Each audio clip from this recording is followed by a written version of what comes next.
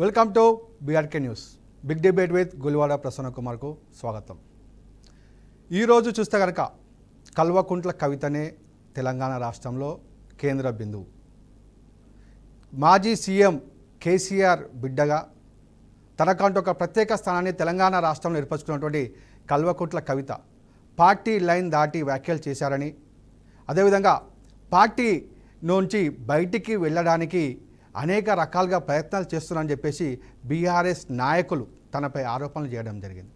ఏదైతే కాళేశ్వరం ప్రాజెక్టు మకిలి అంటిందో కేసీఆర్కి, అది మాజీ మంత్రి హరీష్ రావు అదేవిధంగా సంతోష్లు చేయబట్టే కేసీఆర్కి చెడ్డ పేరు వచ్చిందని చెప్పేసి కవిత మాట్లాడడం జరిగింది. ఏదైతే కవిత ఘాటు వ్యాఖ్యలు చేసిందో గతంలో అనేక వ్యాఖ్యలు చేయడం జరిగింది. కేసీఆర్ చుట్టూ దయ్యాలు ఉన్నాయని చెప్పేసి గతంలో సంచలన వ్యాఖ్యలు చేసినటువంటి కవిత ఆ తర్వాత అనేక సందర్భాల్లో పార్టీని ఇరుకున పెట్టేటువంటి కామెంట్స్ చేయడం జరిగింది. ఇవన్నీ గమనిస్తూ వస్తున్నటువంటి బీఆర్ఎస్ పార్టీ నాయకులు ఈరోజు ఒక సంచలన నిర్ణయం తీసుకోవడం జరిగింది. కల్వకుంట్ల కవిత కేసీఆర్ బిడ్డ అయినా కానీ పార్టీ లైన్ దాటి ఎవరైనా వ్యాఖ్యలు చేస్తే, పార్టీ నష్టం పోయే విధంగా కనుక ఎవరైనా మాట్లాడితే ఖచ్చితంగా చర్యలు తీసుకుంటామని చెప్పేసి ఒక స్ట్రాంగ్ మెసేజ్ పార్టీ కార్యకర్తలకు, పార్టీ నాయకులకు ఈరోజు బీఆర్ఎస్ పార్టీ పంపడం జరిగింది. ఈరోజు చూసుకుంటే కనుక కల్వకుంట్ల కవిత ఎమ్మెల్సీగా ఉన్నటువంటి కల్వకుంట్ల కవిత బీఆర్ఎస్ పార్టీ నుంచి సస్పెండ్ చేయడం జరిగింది. కేసీఆర్ ఆదేశాల మేరకు సస్పెండ్ చేసినట్టు ప్రకటన కూడా విడుదల చేయడం జరిగింది. మరి సస్పెండ్ అయినటువంటి కవిత నెక్స్ట్ స్టెప్ ఏముండబోతా ఉంది అనేది ఈరోజు ఈ డిబేట్లో మనం చర్చిద్దాం. మొదటగా డిబేట్లోకి ఎవరైతే గెస్టులు వచ్చారో గెస్టులను స్వాగతం పలుకుదాం. ఈరోజు డిబేట్లో స్టూడియోకి వచ్చినటువంటి లక్ష్మీ నరసింహారెడ్డి గారు, బీఆర్ఎస్ పార్టీ నాయకులు, అదేవిధంగా సర్పంచుల ఫోరం రాష్ట్ర అధ్యక్షులు, వారికి స్వాగతం అండి. అదేవిధంగా కాంగ్రెస్ పార్టీ టీపీసీసీ అధికార ప్రతినిధి అయినటువంటి పల్లె రామచంద్ర గౌడ్ గారు, వారికి కూడా స్వాగతం పలుకుదాం. అదేవిధంగా ఎనగంటి రాజు నేత, బీజేపీ ఓబీసీ సెల్ అధికార ప్రతినిధి అయినటువంటి ఎనగంటి రాజు నేత గారికి కూడా స్వాగతం. అదేవిధంగా బండారు రామ్మోహన్ రావు గారు, ప్రముఖ విశ్లేషకులు, వారికి కూడా డిబేట్లోకి స్వాగతం పలుకుతూ మొదట స్టూడియోలో ఉన్నటువంటి లక్ష్మీ నరసింహారెడ్డి గారి దగ్గరికి వెళ్దాం. లక్ష్మీ నరసింహారెడ్డి గారు, ఏదైతే బీఆర్ఎస్ పార్టీ తీసుకున్నటువంటి కవిత సస్పెన్షన్ విషయం అనేది చర్చనీయాంశమైంది. కన్న కూతురైనా కానీ పార్టీ లైన్ దాటితే కనుక ఖచ్చితంగా చర్యలు తీసుకుంటామని చెప్పేసి కేసీఆర్ పార్టీ క్యాడర్కి ఒక స్ట్రాంగ్ మెసేజ్ ఇచ్చారు అనుకోవచ్చా? మీ ఉద్దేశం ఏంటండి? ముందుగా బీఆర్కే న్యూస్లో ఏదైతే డిబేట్ కార్యక్రమం ఉందో కార్యక్రమంలో పాల్గొంటున్నటువంటి వారందరికీ, అదేవిధంగా ప్రేక్షకులందరికీ కూడా ముందుగా నమస్కారాలు తెలియజేస్తూ ఉన్నాను. మరి ఈరోజు ఏదైతే బీఆర్ఎస్ పార్టీ నేత, తెలంగాణ జాతిపిత కేసీఆర్ గారు ఏదైతే నిర్ణయం తీసుకున్నారో ఇది ఒక సాహసోపేతమైనటువంటి నిర్ణయం. ఎందుకంటే తన ప్రాణాలను సైతం లెక్క చేయకుండా చావు నోట్లో తలబెట్టి తెలంగాణను సాధించుకొని, మరి ఈ తెలంగాణ సాధించుకున్నటువంటి తెలంగాణలో మరి తెలంగాణను అభివృద్ధిపరిచే క్రమంలో, తెలంగాణను ముందుకు తీసుకుపోయే క్రమంలో నాకు తెలంగాణ కోసము పోరాడినటువంటి నాయకులు కానీ కార్యకర్తలు కానీ బీఆర్ఎస్ పార్టీ కుటుంబ సభ్యులే నాకు ముఖ్యము. మరి ఏదైతే నా వ్యక్తిగతమైనటువంటి కుటుంబ సభ్యులు ఉన్నారో వాళ్ళు ముఖ్యం కాదు, నాకు పార్టీయే ముఖ్యం, పార్టీలో ఉన్నటువంటి నాయకులు కార్యకర్తలే ముఖ్యము అని చెప్పి స్పష్టంగా వారు తీసుకున్నటువంటి నిర్ణయం ఈరోజు బ్రహ్మాండమైనటువంటి నిర్ణయము. మరి దాన్ని మేము పూర్తిగా ఈరోజు స్వాగతిస్తూ ఉన్నాం. ఎందుకంటే ఈరోజు మీరు ఒక విషయం చూస్తే ఇక్కడ మీకు స్పష్టంగా అర్థమవుతున్నది. ఈ రాష్ట్రంలో 20 నెలలు అవుతుంది కాంగ్రెస్ పార్టీ ప్రభుత్వం ఏర్పాటు చేసి. మరి వాళ్ళు కేసీఆర్ గారిని కానివ్వండి, అదేవిధంగా హరీష్ రావు గారిని కానివ్వండి, అదేవిధంగా కేటీఆర్ గారిని కానివ్వండి, బీఆర్ఎస్ పార్టీలో ఉన్నటువంటి నాయకులను ఎదుర్కోలేక, అంటే వీళ్ళు ఇచ్చినటువంటి హామీలు ఏవైతున్నాయో హామీలు అమలు చేయలేక, వీళ్ళను ఎదుర్కోలేక అన్ని రకాలైనటువంటి ప్రయత్నాలు చేసి విఫలమయ్యి చివరగా ఈ రకంగా కుటుంబంలో చిచ్చుబెట్టి ఈరోజు కవిత గారిని మరి ప్రేరేపిస్తూ వారిని ముందుకు దోస్తున్నటువంటి సందర్భం ఈరోజు తెలంగాణ ప్రజానీకం మొత్తం చూస్తూ ఉన్నది. ఇన్ని రోజులుగా మాట్లాడినటువంటి కవిత గారు ఈరోజు ప్రధానంగా మరి పార్టీ పైన కానివ్వండి, పార్టీలో ఉన్నటువంటి వ్యక్తులపైన మాట్లాడుతున్నారంటే ఖచ్చితంగా దీని వెనక మరి ఈరోజు కాంగ్రెస్ అదేవిధంగా బీజేపీ నాయకుల యొక్క హస్తం స్పష్టంగా ఉంది అని చెప్పి ఈ సందర్భంగా నేను తెలియజేస్తూ ఉన్నాను. ఏదైతే ఈరోజు మాజీ మంత్రి సత్యవతి రాథోడ్ ప్రెస్ మీట్ పెడుతూ పేగు బంధం కన్నా పార్టీ నాయకులకే కేసీఆర్ విలువిస్తాడని చెప్పేసి స్టేట్మెంట్ ఇవ్వడం జరిగింది. మరి ఇది ఓన్లీ కవితకే చెల్లుబాటు అవుతుందా? రేపు ఒకవేళ సంతోష్ ఇటువంటి కార్యక్రమం చేసినా, లేకపోతే కేటీఆర్ చేసినా, హరీష్ రావు చేసినా ఇటువంటి చర్యలు, కఠినమైన చర్యలు తీసుకుంటారు, ఏమనుకోవచ్చు మనం?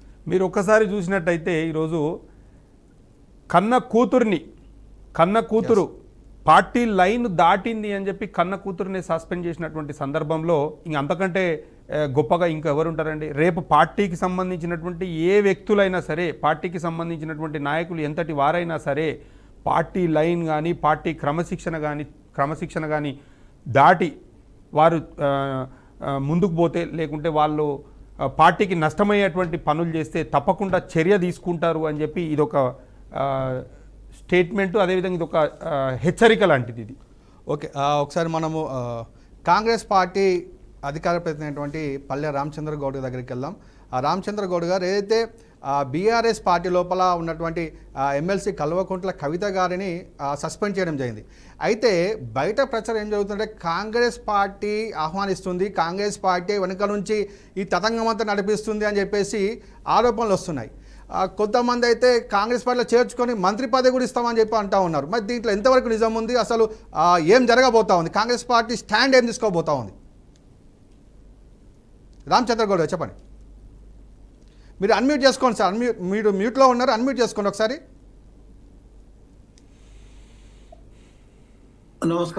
నమస్కారం అండి. అందరికి నమస్కారం. ముఖ్యంగా ఈ కవిత అనేది ఆమె అంతర్గతం, అది పార్టీకి వాళ్ళకు కుటుంబ సభ్యులల్లా ఆర్థికంగా కావచ్చు, లేకుంటే రాజకీయంగా ఆమె నీకు ప్రాధాన్యత తగ్గిందనే ఉద్దేశంలో వాళ్ళకు అంతర్గతంగా జరిగింది, ఆర్థిక లావాదేవీల మధ్యలో జరిగింది. అది కాంగ్రెస్ పార్టీకి ఎలాంటి సంబంధం లేదు. కాంగ్రెస్ పార్టీ ఎలాంటి సందర్భంగా కూడా ఆమెను తీసుకోవాల్సిన అవసరం లేదు. కాంగ్రెస్ పార్టీలో ఎంతో మంది నాయకులు ఉన్నారు, వాళ్ళకే ప్రాధాన్యత కొద్దిగా ఇబ్బంది జరుగుతుంది. ఎందుకంటే నాయకులు ఎక్కువైపోయినారు, అధికారం వచ్చిన తర్వాత నాయకులు ఎక్కువైపోయినారు. ఆమెను తీసుకోవాల్సిన అవసరం లేదు, అవకాశం కూడా లేదు. ఇంకో విషయం ఏంటంటే ఆమె ఉద్దేశం ఎట్లయిందంటే వాళ్ళకు పార్టీకి చెప్పులోని రాయి, చెవిలోని జోరీగా, కంటిలోని నలుసు, కాలిముళ్ళు, ఇంటిలోను పోరి ఇంతగా ఆయన విశ్వదాభిరామ వినరవేమ అనేది రకంగా జరిగింది. అంటే ఆమె వాళ్ళకు పోరులాగా జరిగింది. ఇంకో విషయం, ఆమెను సస్పెన్స్ చేసిండ్రు. అంటే ఇంతకు ముందు చేసినప్పుడు బహిష్కరణ చేస్తుండ్రు. బహిష్కరణ అంటే ఆమె పార్టీ నుంచి పూర్తిగా నిషేధించడు. సస్పెండ్ అంటే ఇప్పుడు మళ్ళీ తీసుకునే ఛాయిసెస్ ఉంది. దాంట్లో ఏంటంటే కుటుంబ సభ్యులు అనే ఉద్దేశంలో అలాంటి ఛాయిస్ ఉన్నది. దీంట్లో కాంగ్రెస్ పార్టీకి ఎలాంటి సంబంధం లేదు. వాళ్లకు ఆర్థిక లావాదేవీలు వచ్చిన దాంట్లో పంచుకునే దాంట్లో ఇబ్బంది జరిగింది. మరియు ఆమెకు ప్రాధాన్యత తగ్గుతుందనే ఉద్దేశంలో జరిగింది. ఆమె అప్పుడు జైలుకు పోయినప్పుడు అంటే వాళ్ళకు సపోర్ట్ కూడా లేదనే ఉద్దేశంలో ఆమె మాట్లాడుతున్నది. భవిష్యత్తులో కాంగ్రెస్ పార్టీ ఆమెను ఆహ్వానించే ఆస్కారం లేదు, ఆమె వచ్చినా తీసుకోవాల్సిన అవసరం లేదని కాంగ్రెస్ పార్టీ క్లియర్ గా మాట్లాడడం జరిగింది. ఇంకో విషయము, ఇది ఇక్కడ జరుగుతుందంటే వాళ్లకు మొదటి నుంచి కూడా ఒకరు బీజేపీ దిక్కుపోవాలి, ఇంకోళ్ళు ఇండిపెండెంట్ గా ఉండాలి, అదే రకంగా పార్టీని బాగు అట్లనే ఉంచుకోవాలనే ఉద్దేశము. బీఆర్ఎస్ పార్టీగా అంటే బీఆర్ఎస్ గా నామకరణం చేసినప్పుడు తెలంగాణ ప్రదేశ్ కాంగ్రెస్, తెలంగాణ టిఆర్ఎస్ ఉన్నప్పుడు, తెలంగాణ రాష్ట్ర సమితి ఉన్నప్పుడు తెలంగాణకు సంబంధించి మాత్రమే ఉండే. అయినా భారతదేశంలో అన్ని రాష్ట్రాల్లో పార్టీ ఉంచాలనే ఉద్దేశంలో దాని పేగుబంధాన్ని చంపుకోనప్పుడే బీఆర్ఎస్ పార్టీగా అవతరించినప్పుడే దానికి ఇబ్బంది జరిగింది. భవిష్యత్తులో అది ఉండదు. ఇదే కాదు, ఎన్నో స్కామ్లలో కూడా ఇదిగింది. అది ఇంటి పోరు ఉంది, బయటి పోరు ఉంది. ఈ పోరు మధ్యలో వాళ్ళకి ఏది మనసు పుట్టక కేటీఆర్ అదే రకంగా మాట్లాడుతుండ్రు, హరీష్ రావు గారు అదే రకంగా మాట్లాడుతుండ్రు, కవిత కూడా అదే రకంగా మాట్లాడుతుండ్రు. భవిష్యత్తులో వీళ్ళందరికీ సమన్వయం చేయడానికి కూడా పెద్దలు, వాళ్ళ కుటుంబ సభ్యులు అనుకోండి, వాళ్ళ ఫ్యామిలీ మెంబర్స్ అనుకోండి, కుల సభ్యులు అనుకోండి, వాళ్ళకి సంబంధించిన వాళ్ళు ఎన్నో ప్రయత్నాలు చేసిన తర్వాత కూడా ఈ రకంగా బయటకు వచ్చిందంటే అది విచ్ఛిన్నం జరిగింది. అంటే పార్టీ విడిపోవడానికి, 4 ముక్కలు అవ్వడానికి కూడా ఆస్కారం ఉన్నది. కానీ ఆ పార్టీ నుంచి కూడా ఇప్పుడు సస్పెన్స్ మాత్రం చేయడం ద్వారా భవిష్యత్తులో ఆమెను హెచ్చరించి మళ్ళీ పార్టీలో తీసుకురావడానికి ఛాయిస్ ఉంది. లేకుంటే ఆమె రేపు 12 గంటలకు ఒక ప్రెస్ మీట్ కూడా పెడతా అంటుంది. అప్పటి వరకు ఆ విషయం కూడా తెలుస్తుంది. ఇంకోటి కాంగ్రెస్ పార్టీ ద్వారా ఆమెను కోరుకోవడం ఏంటంటే, ఆమెను హెచ్చరించడం ఏంటంటే, నువ్వు ఒట్టి ప్రెస్ మీట్లు మామూలుగా అక్కడ ఇక్కడ మాట్లాడడం కాదు, నీ దగ్గర ఏదైనా ఆధారాలు ఉండి, హరీష్ రావు గారు అనుకోండి, మరియు కేటీఆర్ అనుకోండి, తర్వాత సంతోష్ రావు వాళ్ళు చేసిన పొరపాట్లు, వాళ్ళు చేసిన స్కామ్లను గురించి మీరు డైరెక్ట్ వచ్చి ఒక లెటర్ ద్వారానన్నా, లేకుంటే ఇంటెలిజెన్స్ వాళ్ళకు, లేకుంటే సిబిఐ వాళ్ళకు, లేకుంటే సంబంధించిన వాళ్ళకు కాంప్లైంట్ రూపకంగా, నువ్వు మాజీ ఎంపీ గారు మరియు ఎమ్మెల్సీగా, ప్రస్తుత ఎమ్మెల్సీగా ఉన్నారు కాబట్టి మీరు లిఖిత పూర్వకంగా కాంప్లైంట్ చేయండి. ఒకసారి ప్రెస్ మీట్లకు మాత్రం పరిమితం కావద్దని సందర్భంగా తెలియజేస్తూ, ఈ మరి ఒకసారి కూడా చెప్తున్నాం, కాంగ్రెస్ పార్టీకి ఎలాంటి సంబంధం లేదు. ఆమె ఏ రకంగా ఉన్నా కాంగ్రెస్ పార్టీకి అవసరమే లేదు. ఎందుకంటే బీఆర్ఎస్ పార్టీ గురించి ఆలోచించాల్సిన పరిస్థితి కూడా లేదు. రామచందర్ గారు అసలు ఈ అంశం అనేది ఏదైతే ఈ కవిత గారు మాట్లాడడానికి, అదేవిధంగా మరి కవిత గారి మీద చర్య తీసుకోవడానికి కారణం ఏంది అని అంటే, మొన్న జరిగినటువంటి అసెంబ్లీలో ఏదైతే కాళేశ్వరం అంశం జరిగిందో, కాళేశ్వరం అంశం మీద ఏదైతే చర్చ జరిగిందో, ఆ కాళేశ్వరం అంశం మీద ఏదైతే ప్రభుత్వము సిబిఐకి విచారణకు ఏదైతే ఆదేశించినారో, తీసుకోవాలనేటువంటి నిర్ణయం తీసుకున్నారో, ఆ అంశం తర్వాతనే ఇదంతా జరిగింది. మరి ఇన్ని రోజులుగా మాట్లాడినటువంటి కవిత గారు మరి ఇప్పుడు ఈ అంశం వచ్చిన తర్వాత ఎందుకు మాట్లాడిరు, ఎవరు మాట్లాడించారు? ఏదైతే అధికార పార్టీకి చెందినటువంటి అగ్రనాయకులు, ఒక అగ్రనేత యొక్క అండదండలు ఉండడం వల్లనే అగ్రనేత యొక్క సూచనల మేరకే ఈరోజు మాట్లాడిర్రు. నేను ఒకటే మీ ద్వారా నేనేమడుగుతున్నానంటే, ఈరోజు కేసీఆర్ గారిని, అదేవిధంగా బీఆర్ఎస్ పార్టీని ఎదుర్కోలేకనే కాంగ్రెస్, బీజేపీ వాళ్ళు ఈ కలహాలు సృష్టించినారు. ఈ వీళ్ళ అధినేత రాహుల్ గాంధీ గారు ఏమంటారు, ఢిల్లీలో కూర్చొని సిబిఐ సొంత కంపెనీ, అది సొంత జేబులో పెట్టుకొని తిరుగుతున్నటువంటి కంపెనీ, సిబిఐ వద్దొద్దని ఆయన అంటాడు. ఈడ మీ అధినేత ఏం మాట్లాడతాడు, సిబిఐ ముద్దు సిబిఐకే ఇవ్వాలని అంటాడు. ఎన్డీఎస్ఏ రిపోర్ట్ ఎప్పుడు వచ్చిందండి? 2023లో ఎన్డీఎస్ఏ రిపోర్ట్ వచ్చింది. ఎన్డీఎస్ఏ రిపోర్ట్ మీద మీరు సిబిఐ ఎంక్వైరీ చేయమని అంటారు. 2023లో వచ్చినటువంటి ఏదైతే ఎన్డీఎస్ఏ రిపోర్ట్ ఉన్నదో 2025 వరకు మీరు కాలయాపన ఎందుకు చేసిరు? మీరు టాపిక్ వచ్చేసి కవిత విషయంలో మాట్లాడుతున్నాం. రామచంద్ర గారు క్వశ్చన్ అడగాలి ఏంటంటే, కవిత మాట్లాడుతూ హరీష్ రావు, సంతోష్, మెగా కృష్ణారెడ్డి చేయబట్టే కేసీఆర్ పేరు సిబిఐలో నోటీసులు ఇవ్వడం జరిగిందని చెప్పి, అంటే ఇండైరెక్ట్గా కవిత ఏదైతే అవినీతి చేశారో వారు హరీష్ రావు, సంతోష్లు మాత్రమే చేశారని చెప్పినట్టేనా? మరి దీని మీద కాంగ్రెస్ పార్టీ ఏ విధంగా చర్యలు తీసుకోబోతా ఉంది? రామచంద్ర గౌడ్ చెప్పండి. కాంగ్రెస్ పార్టీ తర్వాత ఓన్లీ ఆమె మాట్లాడడం, ప్రెస్ మీట్లు పెట్టడము, మామూలుగా స్పీచ్లు ఇవ్వడం కాదు, రిటర్న్ గా ఇవ్వండి. అవసరం అనుకుంటే సిబిఐ కావచ్చు, ఇంటెలిజెన్స్ కావచ్చు, దానికి సంబంధించిన దానికి మీరు మాజీ ఎంపీ గారు మరియు ప్రస్తుత ఎమ్మెల్సీ గారు, మీరు హక్కు ఉన్నది. దానికి సంబంధించిన ఎవరు ఎంక్వైరీ చేస్తుండ్రో అంటే దీనికి సంబంధించిన దానికి రిటర్న్ గా ఇవ్వు, అవసరం అనుకుంటే స్టేట్మెంట్ కూడా రికార్డ్ చేసి ఇవ్వాలని మాట్లాడడం జరుగుతుంది. ఇంకోటి, కాంగ్రెస్ పార్టీకి ఎలాంటి సంబంధం లేదు. ఎందుకంటే మరి చెప్తున్నాం, ఆమె ఏ పార్టీలు ఉన్నా, ఎక్కడ ఉన్నా ఆమెతో మాకు ఎలాంటి సంబంధం లేదు. ఈ రోజు మాట్లాడుతున్నాడు కాదు, ఒక 2 నెలల ముందు, 3 నెలల ముందు కూడా ఆమె జైలుకు పోయి వచ్చిన తర్వాత ఆమె అన్ని రకాలుగా ఇబ్బంది జరుగుతుంది పార్టీ నుంచి. ఒకటి కాదు, ఆమెకు సోషల్ మీడియాలో కావచ్చు, మరి ఇంతకు ముందు కూడా ఆమె ఉన్న కొన్ని పదవులకు కూడా ఆమెను తిరస్కరించడం జరిగింది. దాంట్లో ఆమె అప్సెట్ అయ్యి ఈ రకంగా మాట్లాడుతుందనే సందర్భంగా కూడా ఉంది. ఏదైతే కల్వకుంట్ల కవిత ఈరోజు పార్టీ నుంచి సస్పెండ్ చేసినట్టు ప్రకటన వెలువడిన తర్వాత, ఏదైతే బీఆర్ఎస్ పార్టీ నాయకులే, ఇన్ని రోజులు ఆమె వెంట తిరిగినటువంటి నాయకులే ఆఫీస్లో ఉన్నటువంటి ఆమె ఫోటోలను, ఫ్లెక్సీలను తీసివేయడం జరుగుతూ ఉంది.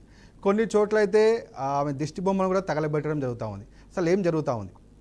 అయితే కల్వకుంట్ల కవిత బీసీ వాదాన్ని ఎత్తుకొని బీసీలకు 42% అయితే కాంగ్రెస్ పార్టీ హామీ ఇచ్చిందో హామీ మేరకు రిజర్వేషన్ కల్పించాలని చెప్పి తను నిరాహార దీక్షలు చేయడం కూడా ప్రయత్నం చేయడం జరిగింది. బీసీ వాదాన్ని తన భుజాన్ని ఎత్తుకునే ప్రయత్నం చేయడం జరిగింది.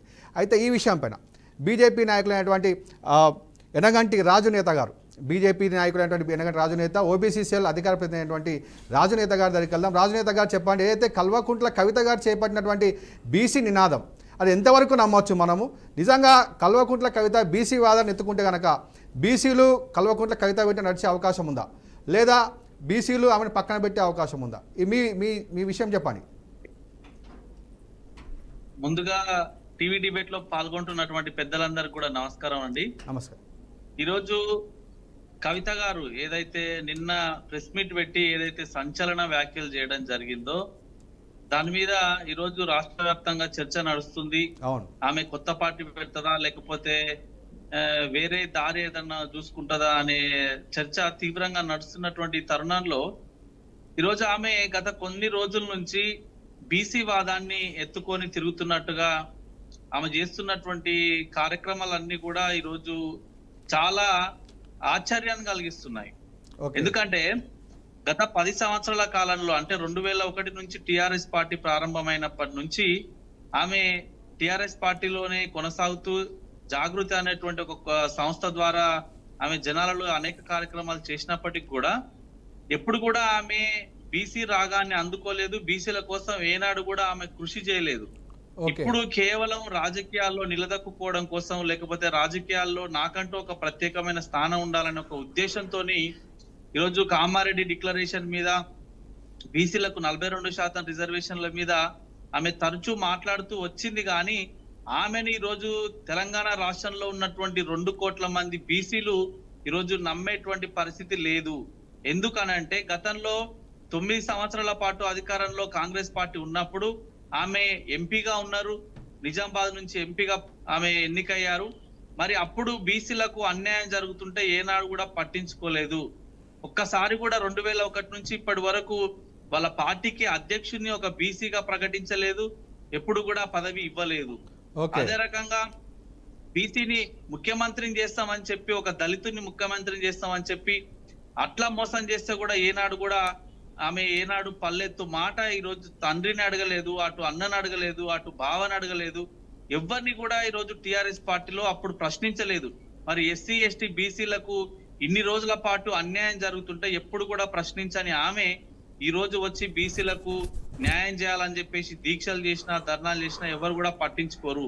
ఈరోజు కాంగ్రెస్ పార్టీ గత 20 నెలల నుంచి అంటే దాదాపుగా 20 నెలల నుంచి తెలంగాణ రాష్ట్రంలో ఎన్నికలకు ముందు ప్రకటించినటువంటి కామారెడ్డి డిక్లరేషన్ ఏదైతే ఉందో బీసీలకు సంబంధించి అందులో ఏది కూడా ఈ రోజు కాంగ్రెస్ ప్రభుత్వం అమలు చేయడం లేదు. స్థానిక సంస్థల ఎన్నికల్లో ప్రకటించినటువంటి 42% మీద ఈరోజు అనేక రకాలైనటువంటి తర్జన భర్జనలు పడతా ఉన్నారు. ఈరోజు వాళ్ళు కేవలం కాలయాపన చేయడం కోసం మాత్రమే ఈరోజు 42% మీద వాళ్ళు మీనమేషాలు లెక్కిస్తున్నారు. ఎందుకోసం అంటే స్వయంగా భారతీయ జనతా పార్టీ ఆధ్వర్యంలో మేము అనేక రకాలైనటువంటి పోరాటాలు బీసీలకు రిజర్వేషన్లు ఇవ్వాలని పోరాడుతున్నాం. ఇప్పటికి కూడా పోరాడుతున్నాం. ఎంపీ ఆర్ కృష్ణయ్య గారు గత 50 సంవత్సరాల నుంచి బీసీల కోసం అలుపెరుగని పోరాటం చేసినటువంటి ఎంపీ ఆర్ కృష్ణయ్య గారి ఆధ్వర్యంలో కూడా ఈరోజు భారతీయ జనతా పార్టీ ఈరోజు బీసీలకు న్యాయం చేయాలని ఒక వైపు చూస్తుంటే మేము గత ఎన్నికల సందర్భంగా బీసీని ముఖ్యమంత్రిని చేస్తామని బాహాటంగా మా దేశ హోంశాఖ మంత్రి గారు తెలంగాణ రాష్ట్రానికి వచ్చిన సందర్భంగా ప్రకటించారు. ఏ పార్టీ అయినా బీసీలకు న్యాయం చేయడానికి ముందుకొచ్చిందా అండి? రాష్ట్ర ముఖ్యమంత్రిని చేస్తామని ఏ పార్టీ అన్నా ప్రకటించిందా గతంలో? రెండోది, ఈరోజు స్థానిక సంస్థల ఎన్నికల్లో బీసీలకు 42% రిజర్వేషన్లు ఇవ్వాలని కాంగ్రెస్ పార్టీ చెప్పింది తప్ప దాని మీద ఇప్పటి వరకు కూడా కపట నాటకాలు ఆడుతుంది, మోసపూరిత ధోరణిని ఈరోజు ప్రదర్శిస్తుంది. ఎందుకు అనంటే ఈరోజు కాంగ్రెస్ పార్టీ మీరు చాలా ఆశ్చర్యం వేస్తుంది. కొన్ని విషయాలు నేను ప్రతి సందర్భంలో చెప్తున్నాను. ఒకసారేమో అసెంబ్లీలో బిల్లు పెట్టి పాస్ చేసినాము, మేము గవర్నర్ కు పంపించినామని ఒకసారి అంటారు. ఒకసారేమో మేము ఆ బిల్లును రాష్ట్రపతి దగ్గరికి పంపించినామని ఆమోదం కోసం అంటారు. ఒకసారేమో ఇవేవి కాదు, సుప్రీంకోర్టులో హైకోర్టులో కేసు పెండింగ్ ఉంది కాబట్టి దీన్ని అమలు చేయాలంటే శాసనసభ సూక్త చేతనావస్థలో ఉంది కాబట్టి శాసనసభ నడుస్తలేదు కాబట్టి మేము ఆర్డినెన్స్ ను జారీ చేస్తామని చెప్తారు. ఇంకొకసారేమో ఇవేవి కాదు, బీసీలకు రిజర్వేషన్లు అమలు చేయాలంటే పార్టీ పరంగా మేము 42% టికెట్లు ఇస్తామని అంటారు. అంటే ఇన్ని రకాల వైఖరి, ఇన్ని రకాల ధోరణులు ఈరోజు బీసీలకు న్యాయం చేయడానికి కాంగ్రెస్ పార్టీ చూస్తుందా లేదా అని ఒకంత అనుమానం కలుగుతా ఉంది. కాంగ్రెస్ పార్టీ కేవలం మాటలు మాత్రం తీయగా ఉన్నాయి కానీ బీసీల పట్ల కడుపులో ఇంకొక విషయం రాజనేత గారు, ఏదైతే ఇప్పుడు ఒకవేళ కవిత బయటకు వచ్చేసి సొంతంగా పార్టీ పెడితే కనుక నెంబర్ 2లో ఉన్నటువంటి బీఆర్ఎస్ని బీజేపీ ఏదైతే నెంబర్ 2 పొజిషన్ కోసం పోరాడుతుందో మరి బీజేపీకి లాభం జరుగుతుందా లేకపోతే కాంగ్రెస్ లాభం జరుగుతుందా? ఎవరికి లాభం జరగదు, ఆమె వల్ల ఒరిగేది ఏమీ లేదు. ఎందుకోసం అంటే ఆమెకు గతంలో ఒక గొప్ప బిరుదు వచ్చింది, తెలంగాణ రాష్ట్రానికి సంబంధించి ఆమె జైలుకు పోయింది. ఢిల్లీలో ఈరోజు లిక్కర్ స్కామ్ లో ఎవరైతే ఆరోపణలు ఎదుర్కొని లిక్కర్ స్కామ్ లో కోట్ల రూపాయలు చేతులు మారిన కేసులో ఆమె ఈరోజు తెలంగాణ ప్రతిష్టను దిగజార్చేటువంటి కేసులో ఈరోజు ఆమె తిహార్ జైల్లో చాలా రోజులు ఉన్నది. భారతీయ జనతా పార్టీ ఎప్పుడు కూడా అవినీతి ఆరోపణలు ఎదుర్కొంటున్న వారిని కానీ లేకపోతే అవినీతి చేసేటువంటి వ్యక్తులను కానీ ఎప్పుడు కూడా భారతీయ జనతా పార్టీ ప్రోత్సహించదు, ఎప్పుడు కూడా మా పార్టీలోకి ఆహ్వానించము. తప్పకుండా ఈ రోజు ఆమె వల్ల పార్టీకి అయితే అది మాత్రం అనదు. ఎందుకంటే బీజేపీ పార్టీ లోపల ఎవరైతే అవినీతి పరులు ఉన్నారో వాళ్ళందరూ కూడా బీజేపీలో చేరుతారు. అదే మనకు బయట ప్రచారం కూడా ఉంది, వాషింగ్ పౌడర్ నిర్మా అని చెప్పేసి ప్రచారం కూడా ఉంది. బీజేపీలో చేరారంటే వారు అవినీతి మనకలకు పోతాయి. అది మీరు ఓకే ఒకసారి మనము బండారు రామ్మోహన్ గారి దగ్గరికి వెళ్దాం. విశ్లేషకులు ఒకసారి రామ్మోహన్ గారి దగ్గరికి వెళ్దాం. రామ్మోహన్ గారు, ఏదైతే కల్వకుంట్ల కవిత గారిని బీఆర్ఎస్ పార్టీ సస్పెండ్ చేసింది, ఓకే సస్పెండ్ చేశారు. రేపు కల్వకుంట్ల కవిత గారు ప్రెస్ మీట్ పెడతా అంటారు. ఒకవేళ నా వల్ల తప్పైంది మళ్ళీ నేను పార్టీలో చేరుతా అంటే చేర్చుకునే అవకాశం ఉందా, లేదా ఒకవేళ పార్టీ పెడితే పార్టీ ముందుకు సక్సెస్ అయ్యే అవకాశం ఉందా? మీ యొక్క విశ్లేషణ ఏంటండి దీని మీద? ప్రసన్న, మీకు అట్లాగే లక్ష్మణరెడ్డి గారికి, రామచంద్ర గౌడ్ గారికి, యువమిత్రుడు రాజు గారికి అందరికీ నమస్కారం. మన బీఆర్కే న్యూస్ ప్రేక్షకులకు కూడా 2 విషయాలు గమనించారు. నిన్న మధ్యాహ్నం వరకు బీఆర్ఎస్ వాళ్ళ నోళ్ళకి పాపం మూతలు పడ్డాయి. ఎందుకంటే నిన్నటిదాకా ఏం మాట్లాడినా కష్టం చెప్పి ఆదేశాలు ఇచ్చారు. బీఆర్ఎస్ నాయకులు ఎవరు కూడా కవిత విషయాలు మాట్లాడొద్దు అని చెప్పి మౌఖికంగా ఆదేశాలు ఇచ్చారు. అదే చెప్తున్నా. అవును, అందుకని నేను చెప్తున్నాను. అంటే ఇప్పుడు ఇవాళ తమ నెలవులు తప్పిన తమ మిత్రుల శత్రులకు గదరాసుమైతే అన్నట్టు నెలవులు తప్పింది. ఇప్పుడు ఆమెను సస్పెండ్ చేసినాక మాట్లాడుతున్నారు ఇక్కడ. నేనేమంటున్నా అంటే పార్టీలో అంతర్గత ప్రజాస్వామ్యం ఉంటే మనకు ఢిల్లీ పుట్ అని ఆయనను అవమానించినప్పుడు మాట్లాడాల్సి ఉండే వీళ్ళు తప్పు కదా.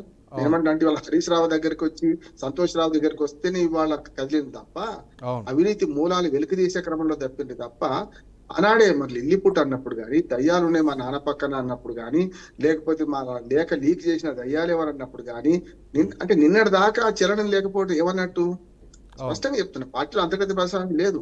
అట్టి ఏదైనా ప్రాంతీయ పార్టీలన్నీ కూడా ఇవాళ ప్రైవేట్ ఆస్తులుగా మారిపోయినాయి. ఆవేదనతో చెప్తున్నాను. చాలా దేశంలోని ప్రైవేట్ ప్రాంతీయ పార్టీలు అన్ని కూడా ప్రైవేట్ ఆస్తులుగా మారిపోయినాయి. ఇవాళ వాళ్ళ దాకా వచ్చేదాకా ఎవరితో మాట్లాడాలన్నట్టు. అంటే పార్టీకి నాశనమైనా సరే, పార్టీ నాశనమైనా సరే మౌనంగా చూసుకుంటా కూర్చుంటారన్నట్టే కదా. స్పష్టంగా చెప్తున్నా. ఇది ఆనాడే ఇప్పుడు తోటకూర దొంగతనం నాడే ఉండాల్సి ఉండే. ఆమె అమెరికా నుంచి రాగానే మా నాన్న పక్కన దయ్యాలు ఉన్నాయంటే దయ్యాలు ఎందుకన్నావమ్మా అని చెప్పాల్సి ఉండే. లేఖ రాసి నువ్వు తీసుకుపోయింది ఇంకెవడో అక్కడ తండ్రి. అయితే నేను మొదటి చెప్తున్నాను, లేక నువ్వు రాసి నువ్వన్నా బహిరంగపరచాలి, లేకుంటే మీ నాయన బహిరంగపరచాలి, లేకపోతే తీసుకుపోయిన చేయాలి. ముగ్గురు తెచ్చిపెడితే సిబిఐ విచారణ లాగా లేక ఎవరు బహిరంగపరిచారు, పులిరాజాకి ఎయిడ్స్ వస్తుంది అన్నట్టు కూర్చొని మాట్లాడింది. స్పష్టంగా ఇవాళ వరుసగా 100 రోజులు శిశుపాలన తప్పులు 100 అయినాయి కనుక ఇవాళ కేసీఆర్ గారు కదిలిండ్రు. నిన్న నేను స్పష్టంగా చెప్పిన ఆ ప్రెస్ మీట్ అయిన గంటలే సస్పెండ్ చేయాలి తెలివి ఉంటే, లేకపోతే పార్టీ నాశనం అయిపోద్ది అని చెప్పిన. అంటే ఇంకా నిన్న రాత్రి 10 గంటల ఆలోచన చేసి ఇవాళ పొందాక ఆలోచన చేసి ఇప్పుడు చేసిండ్రు. ఇవాళ అందరు పాపం నిజంగా బీఆర్ఎస్ వాళ్ళ ఆవేదన నిన్నదాకా వాళ్ళు పిసుక చచ్చుడు. ఏం మాట్లాడితే ఏం పాడవు, ఏమైతే తెలియదు. ఆయన వద్దనే ఇప్పుడు ఈమెనేమి ఇట్లా చేయబట్టే ఎట్లా అని పిసుక చచ్చిండ్రు. ఇప్పుడు అంతా అయిపోయింది. లక్ష్మీనరసింహారెడ్డి గారితో సహా మళ్ళీ పొద్దు నుంచి అందరు ఓపెన్ అయిపోయిండ్రు. సమస్య లేదు. ఇవాళ అందరూ మాట్లాడుతున్నారు. నిన్నటిదాకా ఎవరు మాట్లాడే. ఎప్పుడు కూడా అవినీతి బయటపడ్డప్పుడే దొంగలు ఊళ్ళు పంచుకున్నట్టు నేను స్పష్టంగా చెప్తున్నా. దొంగలు ఊళ్ళు నేను చెప్తాను రాజు, నేను చెప్తాను. ఎందుకంటే ఎప్పుడు దొంగతనం బయటపడతాట అంటే దొంగతనం చేసినప్పుడు ఏం కాదట, బయట పోయి పంచుకుంటప్పుడు బయటపడతాట. అట్లే ఉంది పరిస్థితి. ఇవాళ బయటపడ్డానికి అంత వస్తుంది. నేను స్పష్టంగా చెప్తున్నాను. ఇవాళ బీఆర్ఎస్ కు మరణ మృదంగా రాసింది అని చేయాల్సిన నష్టం అంతా చేసింది. ఇవాళ పోయినా ఒకటే ఉన్నా ఒకటే. ఆమె అన్నదే మాట్లాడుతున్నాను. ఆమె పార్టీ పోయినా ఒకటే ఉన్నా ఒకటే అంటుంది కదా. పార్టీ ప్రజల ఆస్తి. ప్రజలు కేవలం బీఆర్ఎస్ వాళ్ళ ఆస్తి కాదు, బీఆర్ఎస్ కార్యకర్తల ఆస్తి కాదు. పార్టీ తెలంగాణ అస్తిత్వ పోరాటం కోసం పుట్టిన పార్టీ అది. మంచిగానే చెడ్డైనా ఏ పార్టీలో ఉన్నా కూడా తెలంగాణ ఆవిర్భావం కోసం పుట్టిన పార్టీ కనుక 4 కోట్ల మంది ప్రజలలో ఎక్కువ మంది ఏ పార్టీలో ఉన్నా లోపాయకారి గారు, రామచంద్ర గౌడ్ గారు కానీ, రాజు నేత కానీ ఎవరైనా సరే అరే మరి మంచి చోటు తెలంగాణ రావాలని కోరుకున్న వాళ్ళే కదా. నేనంటా 60 లక్షల మంది కార్యకర్తలు కాదు ఈ పార్టీ, నీ ఒక్కరిది కూడా కాదు, నీ కుటుంబ పార్టీ కూడా కాదంటున్నాడు ఇవాళ. అందుకనే కల్వకుంట్ల కుటుంబ కథా చిత్రంలో ఒక మలుపు తిరిగింది అంతే, ఏం కాదు, ప్రపంచం ఏం మునిగిపోదు. నేను అన్నాడంటే ఎవడో నేను పుట్టకపోతే ఎవరు చేసుకుంటామని ఒక ఆమె అడిగిందట. ఇక మోడీ జవాబు మన తెలంగాణలో చెప్పొద్దు కానీ అందరికి తెలిసే.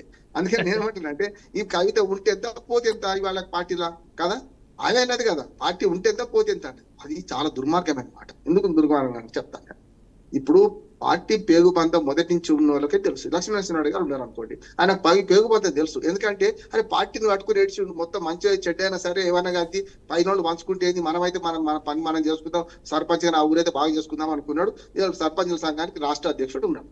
నేనేమంటున్నానంటే వీళ్ళకి కథ ఎందుకు వచ్చింది, వీళ్ళకు పార్టీ పోతే ఎంత ఉంటుంది ఎందుకన్నారంటే ఆ గర్వం, అహంకారం, ఈ మాట అంటున్నాం, అహంకారం గర్వంతో ఈ మాట మాట్లాడుతున్నారు. మా నాయన ఉన్నాడు కదా నాకు అనుకుంది, నాయన ఉన్నా చెల్లదు, ప్రజల అభిప్రాయం ముందు నాయన ఉన్నా ఎవరున్నా తమ్ముడే బామడితే పేకాటే అని ముచ్చటకు వచ్చింది కదా రాజకీయ పార్టీలు.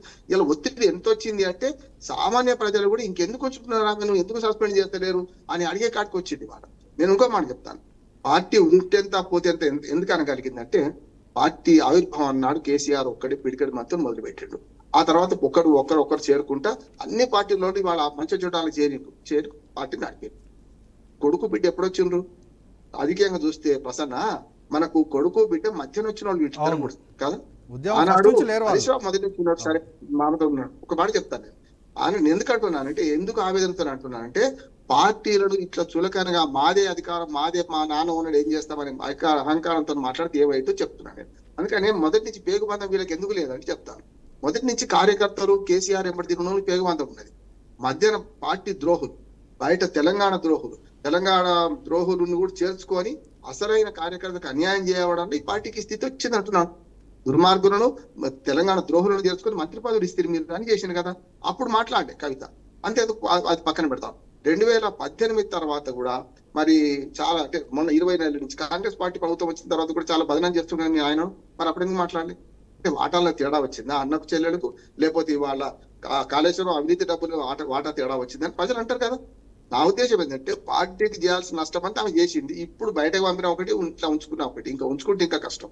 ఇంతకుముందు మన లక్ష్మణరావు గారిని ఎప్పుడు పద్యం పాడుతుంటే కదా, పద్యం పాడిండు ఆయన. ఏమని పాడిండంటే ఇంటిలోని కోరి ఇంత కాదే, నిజమే కదా. చెప్పు ఇడిచిపెడితే పోతుంది, చెప్పుల రాయి ఇడిచిపెట్టే పోతుంది, లేకుంటే చెవిలోని జోరికి ఇట్లా చేసుకోవచ్చు, లేకపోతే కంటిలో నడిచి తీసేసుకోవచ్చు. ఇంటిలోని కోరి ఎవ్వరు తీసి ఈశ్వరుడైనా ఇంటి దొంగని ఈశ్వరుడైనా పట్టలేడు. ఇంటి దొంగల ప్రహసనం నడుస్తుంది ఇక్కడ, ఇంకేం లేదు. ఒక మాట చెప్తాను నేను ప్రసన్న, ఇక్కడ వాటాల కాడికి వచ్చింది లొల్లి, ఆ మంచి చోట ఆయన అరెస్ట్ అయింది, బయటకు పంపించారు. కానీ వచ్చిన అపవాదిని ఎట్లా తొలగించుకుంటారు అంటున్నాను నేను. అవి ఏమన్నది హరీష్ రావు అట్లాగే సంతోష్ అవినీతి వల్ల. ఇప్పుడు దేవుడు మా నాన్న, దేవుడు పక్కన దయ్యాలు ఉన్నాయి అన్నది నేను ఆనాడే చెప్పిన, మాకు పార్టీతో సంబంధం లేదు. ఆనాడు ఏమన్నానంటే దేవుడు అయితే దయ్యాలు ఉండొద్దు, దయ్యాలు ఉంటే దేవుడు ఉండదు, అంతేకా. కనుక దేవుడు అన్నవాడు దయ్యాలు అన్నవాడు. మరి దేవుని పక్కన దయ్యాలు ఉంటే ఆయన దేవుడు ఎట్లయితాడు, కాడుగా ఆయన కూడా దయ్యమే కావాలి. అట్లానే ఇప్పుడు ఇంకొక ప్రశ్న ఆమె లేవనెత్తింది. ఇప్పుడు కవిత గారు అనేది ఒక 2-3 వాస్తవాలు ఉన్నాయి. ఒక 3 అధికారులను పట్టుకుంటేనే 1000 కోట్ల రూపాయల ఆస్తులు దొరికినాయి వాళ్ళ దగ్గర. మరి అటువంటి అప్పుడు అసలు వాళ్ళ దగ్గర ఎంత ఉండాలి? ఆవు చేలో వేస్తే దూడ గట్టిన వేస్తుందా? ఇప్పుడు దూడ చేలో వేస్తుంది. సమస్య అది 1000 కోట్లు దొరికినాయి 3 పట్టుకుంటేనే. మరి అవినీతి సోపం ఏమవుతుంది అనేది ఒకటి ఉన్నది. రెండోది ఏమన్నదంటే ఆమె ఇంకొక మాట చెప్పింది, ఏది ఈ సిల్సిలా అని ఇంకో మాట చెప్పింది, పార్టీలో నాకు నష్టం జరిగింది. సరే నీకు నష్టం జరిగితే ప్రపంచానికి అంత నష్టం జరిగినట్టు లెక్క కాదు అంటున్నాను. ఆమె అవినీతి గురించి ప్రశ్నించింది. దాంతో పాటు అవినీతి పరులు మా నాన్న పక్కన ఉన్నారు అన్నది. అవినీతిని ప్రోత్సహించేవాడు కూడా నేరస్తుడే. నేను యాజ్ అడ్వకేట్ అంతే కదా, కత్తితో పొడిచిన నేరస్తుడు కాదు. ఎందుకంటే వాడు కత్తితో పొడమంటే పొడిచిండు, పొడిచిపిచ్చితో నేరస్తుడు అంటున్నాడు. అంతే కదా, అవినీతి కూడా. అయితే ఇంతకుముందు బండారు రామ్మోహన్ గారు చెప్పినట్టు అయితే కవిత, హరీష్ రావు, అదేవిధంగా సంతోష్ అవినీతి పరులు అంటే మరి కేసీఆర్ కూడా అవినీతి పరుడు అన్నట్టే కదా. బుల్లెట్ గన్ నుంచి కాల్చినప్పుడు బుల్లెట్ దిగింది, కాల్చిన వాడు నేరస్తుడు కాదన్నట్టు ఉంది ఈ కహాని. ఇప్పుడు దీని మీద చూసుకుంటే కనుక ఇంజనీర్ల దగ్గరనే 1000 కోట్ల రూపాయలు అవినీతి సొమ్ము దొరికితే మరి ముఖ్యమంత్రి దగ్గర ఎంత ఉండాలి?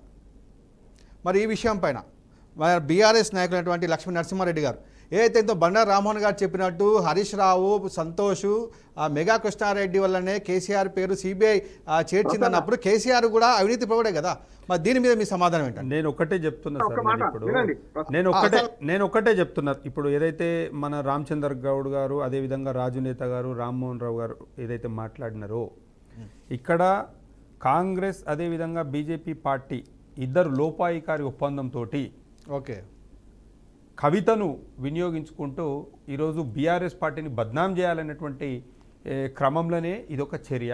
అంటే ఇప్పుడు స్పష్టంగా చెప్తా ఉన్నాను. బీజేపీ కవితను జైల్లో పెట్టినప్పుడు బీజేపీకి ఏ విధంగా సపోర్ట్ చేస్తుంది కవిత? అదే విధంగా మనం అంటే ఇప్పుడు బీఆర్ఎస్ పార్టీని ఎదుర్కొనేటువంటి సత్తా ఇక్కడ తెలంగాణలో లేదు. ఏదైతే కాంగ్రెస్ పార్టీ ఇచ్చినటువంటి ఏదైతే హామీలు ఉన్నాయో ఆ హామీలు అమలు చేస్తలేము. ఆ హామీలను ప్రజలు పదే పదే అడుగుతున్నారు, మనం ఎక్కడికక్కడ ఎండగడుతున్నారు. సో ఆ హామీలు అమలు చేయని క్రమంలో ప్రభుత్వం ఫెయిల్ అయిపోయిందని ప్రజలు అంటున్నారు. వీళ్ళని డైవర్ట్ చేయడానికి ప్రతిరోజు ఒక కొత్త రాజకీయ డ్రామాతోటి తెర మీదకి రావాలనేటువంటి ఉద్దేశంతో ఈ కార్యక్రమం జరుగుతూ ఉన్నది. ఇందాక రామ్మోహన్ రావు గారు పెద్దలు చెప్పారు ఏమని, కుటుంబ కలహాలు అదేవిధంగా ఏదైతే పంపకాలల్లో ఇబ్బందులు ఎదుర్కొన్నారో అందుకని ఈ విస్ఫోటం జరిగింది అని చెప్తున్నారు. పంపకాలల్లో కానివ్వండి, ఇంకా ఏ విషయం కానీ, కుటుంబంలో కానీ అవి ఏమీ లేవు. కేవలము కవిత గారు ఈ బీజేపీ కాంగ్రెస్ నాయకులు ఎవరైతే ఉన్నారో, అగ్రనేతలు ఎవరైతే ఉన్నారో వాళ్ళ మాయలో పడి ఈ రకమైనటువంటి కార్యక్రమాన్ని ఇలా చేస్తూ ఉన్నారు. ఇలా రాజకీయంగా చర్చించాల్సినటువంటి అంశాలు ఏమున్నాయండి తెలంగాణలో? ఇలా యూరియా లేదు, ఆడ రోడ్ల మీద రైతులు యూరియా కోసము మళ్ళీ చెప్పులు మొత్తం లైన్లలో పెట్టి పాపము తెల్లవారుజామున పోయి యూరియా బస్తాల కోసము పడిగాపులు కాస్తున్నారు. దాని గురించి చర్చ లేదు. వర్షాలు పడి నిన్న వర్షాలు పడి పాపము ఏదైతే కామారెడ్డి ఇక్కడ ఎంతైతే ఇబ్బంది జరిగినదో దాని గురించి ఏ విధమైనటువంటి చర్యలు తీసుకోవాలని, ఏ విధంగా మనం ముందుకు పోవాలనేటువంటి అంశం లేదు. స్థానిక సంస్థల ఎన్నికలు లేక 20 నెలల నుంచి ఈరోజు గ్రామ పంచాయతీలు కానివ్వండి, మండల పరిషత్తులు కానివ్వండి, జిల్లా పరిషత్తులు కానివ్వండి, మున్సిపాలిటీలు కానివ్వండి కకావికలం అయిపోతున్నాయండి. ఆడ పట్టించుకునే నాదుడు లేడు. దాని గురించి చర్చ పెట్టురంటే ఎంతసేపు ఉన్నా కాళేశ్వరం 20 నెలలు పట్టింది వీళ్ళు కాళేశ్వరం ప్రాజెక్టు గురించి, కాళేశ్వరం కళలో కూడా కాళేశ్వరం గురించే మాట్లాడుతున్నారు వాళ్ళు. ఇంకా వేరే ముచ్చటనే లేదు. ఇక నేను ఒక ఎగ్జాంపుల్ చెప్తా సార్. నేను ఓకే ఏదైతే వీళ్ళు కాళేశ్వరం మీద పీసీ ఘోష్ కమిషన్ వేసిర్రు, అవును, దానికి ఎంత సమయం పట్టింది వాళ్ళు రిపోర్ట్ చేయనీకే, అదేవిధంగా దానికోసం ఎన్ని డబ్బులు ఖర్చు చేసిరు, ఆ వచ్చినటువంటి దాని గురించి మీరు దాదాపు 12-13 గంటలు అసెంబ్లీలో చర్చించి లాస్ట్కు మీరు ఏం చేసిరండి, మళ్ళీ 2023లో ఏదైతే ఎన్డీఎస్ఏ రిపోర్ట్ ఉన్నదో, ఏదైతే రిపోర్ట్ వచ్చిందో దాని మీద సిబిఐ ఎంక్వైరీ చేయమని చెప్పారు. 20 నెలలు టైంపాస్ చేసి, 20 నెలలు రాజకీయం చేసి, 20 నెలలు కాలయాపన చేసి, అంటే ముందే రాగానే చెప్పిండు కదా మన ముఖ్యమంత్రి గారు, కేసీఆర్ ఆనవాళ్ళు లేకుండా చేస్తా, నేను కేసీఆర్ పేరును ఖతం చేస్తా అని చెప్పారు కదా. సో డైరెక్ట్గా రాగానే మరి మీరు అది చేయకుండా 20 నెలలు బదనాం చేసి ఏ రకంగా కూడా మేము తట్టుకునే పరిస్థితులు ఏమి బీఆర్ఎస్ పార్టీని కానీ, అదేవిధంగా మాజీ ముఖ్యమంత్రి గారు కేసీఆర్ గారిని కానీ, హరీష్ రావు గారిని, కేటీఆర్ గారిని, వీళ్ళని ఎవరిని తట్టుకోలేము, వీళ్ళని ఎదుర్కోలేము. మేము ఇచ్చినటువంటి హామీలు మేము ప్రజలు మర్చిపోవాలి, ప్రజలను డైవర్ట్ చేయాలంటే ఏం చేయాలి, ఏదో కొత్త డ్రామాను మొదలు పెట్టాలి. ఆ కొత్త డ్రామాలో భాగమే ఈ కవిత ఎపిసోడు. మీరు ఈ కవిత ఇప్పటిదాకా మన రామచంద్ర గౌడ్ గారు అన్నారు, ఏమన్నారంటే మాకు కవిత అంశంతో మాకు సంబంధం లేదు అని అన్నారు. ఓకే, మీకు సంబంధం లేదు, మళ్ళీ ఆయన ఎందుకు చెప్తుండు? ఆయన పోయి ఎందుకు ఇప్పుడు రామచంద్రన మీరు ఎందుకు చెప్తున్నారు? మీరు పోయి కవిత గారు మీకు స్పష్టంగా పోయి మీరు వైట్ పేపర్ మీద రాసి కంప్లైంట్ ఇవ్వాలని ఎందుకు చెప్తున్నారు? మీకు సంబంధం లేనప్పుడు సపడాడ కూస్ట్ అయిపోతుంది కదా. మీకేం అవసరం? కంప్లైంట్ ఇవ్వమని చెప్పాల్సిన అవసరం మీకేమున్నదండి? ఒక తప్పు కాదు సార్, నేనేమంటున్నానంటే ఇది స్పష్టంగా మీరు ఆడిస్తున్నటువంటి నాటకము, మీరు ఆడిస్తున్నటువంటి కొత్త డ్రామా. మీ అధినేత రాహుల్ గాంధీ గారేమో ఢిల్లీలో సిబిఐకి రామ్ సిబిఐ వద్దు సిబిఐ వద్దు అని ఆర్డర్ ఢిల్లీలో చెప్తాడు. మీ అధినేత తెలంగాణలో వచ్చి ఏం చెప్తాడు? సిబిఐ ముద్దు రా, సిబిఐ రా సిబిఐ మంచిదని చెప్పి ఈయన చెప్తాడు. ఢిల్లీలో పోతేనేమో మోడీ బడేబాయ్ అంటాడు. ముఖ్యమంత్రి గారు ఢిల్లీలో పోయేమో బడేబాయ్ అంటాడు. ఈడ గల్లీలో వచ్చేమో మళ్ళీ మోడీని తిడతాడు. ఇది అంత ఎట్లుందంటే పాత సినిమాలో డూప్ ఫైట్ లేకున్నది. ఈ ఫైటింగ్ అంతా ఉట్టిటి ఫైటింగ్ అన్నట్టు. ఢిల్లీలో ఒక తీరు ఉన్నది, ఈడొక తీరు ఉన్నది. ఇదంతా ఏంటంటే ప్రజలు ప్రతి ఒక్కటి గమనిస్తున్నారండి. ప్రజలు చీకొడతారు మిమ్మల్ని. కాంగ్రెస్ పార్టీకి ఓట్లేసే పరిస్థితి లేదు అని మీకు స్పష్టంగా తెలుసు. స్థానిక సంస్థల ఘోరమైనటువంటి పరాభవాన్ని మీరు ఎదుర్కోబోతున్నారు. కాబట్టే దాన్ని డైవర్ట్ చేయడానికే ఈ కొత్త నాటకాలను మీరు తెర మీద తీసుకొస్తున్నారు. కాళేశ్వరం కూలిపోయిందని వీళ్ళు చెప్తున్నారు. తీసుకురా నీ తాను ఏడున్నదో రిపోర్ట్ తీసుకురా. NDSA 2023లో రిపోర్ట్ ఇచ్చింది కదా, ఆ రిపోర్ట్లకి ఏమన్నా కాళేశ్వరం కూలిపోయిందని ఉన్నదా? మీ మంత్రి ఉత్తమ్ కుమార్ రెడ్డి గారు చెప్తారు మేడిగడ్డ, అన్నారం, సుందిల్లా 3 ప్రాజెక్టులలో అన్నారం, సుందిల్లా బాగానే ఉండదు, మేడిగడ్డ ఒకతాన కుంగిపోయిందని చెప్తున్నారు. వీళ్ళేమో కూలిపోయింది, కొట్టుకుపోయింది, పనికిరాదు, ఇక దాని నుంచి ఏం కాదన్నారు. మీరు అనుమతిస్తే మీకు ఒకటి చూపిస్తా సార్ నేను. ఏదైతే కాళేశ్వరం ప్రాజెక్టు కూలిపోయిందని చెప్తున్నారు కదా, కాళేశ్వరం ప్రాజెక్టు కూలిపోతే 11/8/2025 11 ఆగస్టు 2025 నాడు తెలంగాణ గవర్నమెంట్ జయశంకర్ భూపాలపల్లిలో గుమ్మలపల్లె విలేజ్ కాటారం మండల్ జయశంకర్ భూపాలపల్లి గ్రామంలో 6 ఎకరాల 3 గుంటలు మాకు ల్యాండ్ కావాలి, పొలం కావాలని చెప్పి పేపర్ పబ్లికేషన్ ఇచ్చింది. దేనికోసమయ్యా అంటే కాళేశ్వరం ప్రాజెక్టు కోసం అని చెప్పి. ఓకే, కాళేశ్వరం ప్రాజెక్టులో భాగంగా 6 ఎకరాల 3 గుంటలు కావాలని చెప్పి పేపర్ పబ్లికేషన్ నోటిఫికేషన్ గెజిట్ ఇచ్చింది. ఇది ఎందుకు ఇచ్చారు? కాళేశ్వరం కూలిపోతే ఎందుకు ఇచ్చారు మరి ఇది? ఓకే, దేనికోసం ఇచ్చిరండి? ఇవన్నీ ఏంటంటే మీరు కాళేశ్వరం తోటి 2 సంవత్సరాలు విలువైనటువంటి ప్రజల యొక్క విలువైనటువంటి సమయాన్ని వృధా చేసిర్రు. ఈ తెలంగాణను బంగారు తెలంగాణ వైపు వెళ్తున్నటువంటి తెలంగాణను అభివృద్ధి పదంలో ఉన్నటువంటి తెలంగాణను తిరోగమనం వైపు మీరు తీసుకుపోయిర్రు. భ్రష్టు పట్టించారు, నాశనం చేసిరు తెలంగాణను 20 నెలల పనికి రాకుండా చేసిరు. రామచంద్ర గౌడ్ గారు ఏదైతే ఇప్పుడు లక్ష్మీ నరసింహారెడ్డి గారు చెప్పినట్టు, రామచంద్ర గౌడ్ గారు లక్ష్మీ నరసింహారెడ్డి గారు చెప్పినట్టు ఏమన్నారు? రేవంత్ రెడ్డి ఢిల్లీకి పోయి ఢిల్లీలోనేమో దోస్తాని, గల్లీలోనేమో దుష్మని అనేటువంటి చర్యలు చేస్తూ ఉన్నారు అని చెప్పి అన్నారు. అదొకటి. ఇంకొకటి, కవిత వెనకాల కాంగ్రెస్ పార్టీ ఒక పెద్ద నాయకుడు ఉన్నాడు అని చెప్పేసి ఇంకొక విషయం సమాధానం ప్రసన్న గారు ఒక్క విషయం నేను మాట్లాడుతున్నా. కామారెడ్డి బీసీ డిక్లరేషన్ 42% ఇస్తామని చెప్పి మాట్లాడిరు. 120 ఏళ్ళ ఎక్స్పీరియన్స్ ఉంది, 120 ఏళ్ళ అనుభవం ఉంది కాంగ్రెస్ పార్టీకి. 20 నెలలు సరిపోలేదా? 42% ఎట్లా ఇవ్వాలి, ఏ రకంగా ఇవ్వనీకి వస్తుంది, అవుతుందా కాదా అని చెప్పి ఓసారి ఏమో రాష్ట్రపతికి రాస్తారు లేక, ఓసారి గవర్నర్కు రాస్తారు. ఓనాడు తెలంగాణ రాత్రి 1:30 దాకా అసెంబ్లీ పెట్టి మీటింగ్ పెట్టి 42% గురించి మాట్లాడతారు. ఓసారి ఏమో జీవో ఇస్తామంటారు, ఓసారేమో మా పార్టీకి వెళ్ళి ఇస్తామంటారు. అసలు మీ స్టాండ్ ఏందో మీకు అర్థమైతలేదు, మీరు ఏం చేస్తారో మీకు అర్థమైతలేదు. రామచంద్ర గౌడ్ మీరు చెప్పండి. ఏదైతే తను ఏదైతే మనకు ఆరోపణలు చేశారు లక్ష్మీ నరసింహారెడ్డి గారు, ఢిల్లీలో దోస్తాని, గల్లీలో దుష్మని. సో దీని మేము సమాధానం చెప్పండి. రేవంత్ రెడ్డి గారు స్టాండ్ ఏంటిది? కవిత విషయంలో ఉన్నటువంటి కాంగ్రెస్ పార్టీ పెద్ద నాయకులు ఎవరు? దీని మీద సమాధానం. సిబిఐకి సంబంధించి ఇవ్వడానికి, ఎందుకంటే దాంట్లో కేంద్ర ప్రభుత్వానికి సంబంధించిన సంస్థలు ఇన్వాల్వ్మెంట్ ఉన్నదనే ఉద్దేశంలో సిబిఐకి ఇవ్వాల్సిన అది సిబిఐ ఏంటంటే కాంగ్రెస్ బీజేపీ ఇన్వెస్టిగేషన్ టీమ్ అది. ఇప్పుడు మీకు కాంగ్రెస్ బీజేపీ ఇన్వెస్టిగేషన్ నరసింహారెడ్డి గారు తను మాట్లాడివ్వండి, తను కంటిన్యూ చేయనివ్వండి. రామచంద్ర మీరు చెప్పండి. ఆమె చేసిన తప్పుల కోసానికి మీరు మాట్లాడాల్సిన అవసరం లేదు. ఆడలేక మధ్యలో బాగాలేదన్నట్టు ఉంది మీ పరిస్థితి. అన్నా మేము ఆడలేక పాత గజ్జలు కాదే, తెలంగాణ 4 గంటలకు పోయి ఏమన్నా యూరియా దుకాణం కూడా పోయి నిలబడు. ఆట మీరాడతారా, రైతులు మీతో ఆడిపిస్తారా తెలుస్తుంది. నేనేం చెప్తున్నా, మాకు ఆడొచ్చే ఆట ఆడనీకొచ్చి 10 సంవత్సరాలు బ్రహ్మాండమైనటువంటి పరిపాలన ఈ తెలంగాణలో కొనసాగింది. మీకు ఆట ఆడొస్తే మీకు ఈ వేదిక ద్వారా నేను ఛాలెంజ్ చేస్తున్నా, ఈ వేదిక ద్వారా నేను అడుగుతున్నా, మీకు ఆట ఆడనీకొస్తే పరిపాలన చేతనైతే తెల్లవారుజామున 4 గంటలకు పోయి యూరియా వంచుతున్నటువంటి దుకాణాల దగ్గర మీరు నిలబడరు. కాంగ్రెస్ కండువలు వేసుకొని మీరు యూరియా దుకాణాల దగ్గర నిలబడండి. లక్ష్మీ నరసింహారెడ్డి గారు అదేవిధంగా రామచంద్ర గారు మన డిబేట్ 52 సార్లు ఢిల్లీ పోయిండండి మీ ముఖ్యమంత్రి. కవిత విషయం నరసింహారెడ్డి గారు అదేవిధంగా రామచంద్ర గౌడ్ గారు కవిత విషయం మాట్లాడదాం. మనం మాట్లాడదాం. 52 సార్లు ఢిల్లీ పోయింది సార్ ఇలా ముఖ్యమంత్రి. 52 సార్లు ఢిల్లీ పోతే ఒక్కసారి యూరియా బస్తా కోసం అడిగిరా మీరేమన్నా? మాట్లాడదాం యూరియా బస్తాల గురించి. మనం మళ్ళీ కవిత గురించి డైవర్షన్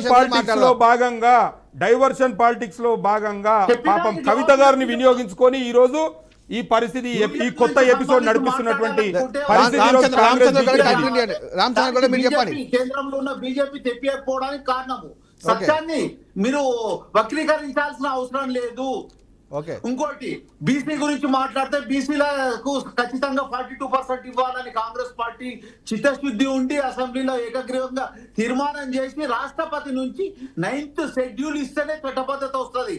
దాంట్లో మనకున్న అంటే తెలంగాణ రాష్ట్ర కాంగ్రెస్ ప్రభుత్వము ఖచ్చితంగా బీసీలకు ఇవ్వాలని ఆశ ఉన్నా ఇవ్వాలని రామచంద్ర గౌడ్ గారు లక్ష్మీ నరసింహారెడ్డి గారు ఒక్క నిమిషము. ఇది కవిత విషయం మీద మనం చర్చ పెడుతున్నాం. కవిత విషయానికి స్టిక్ అయి ఉందాం. బయట విషయాలు మళ్ళీ మనం డిస్కషన్ చేద్దాం.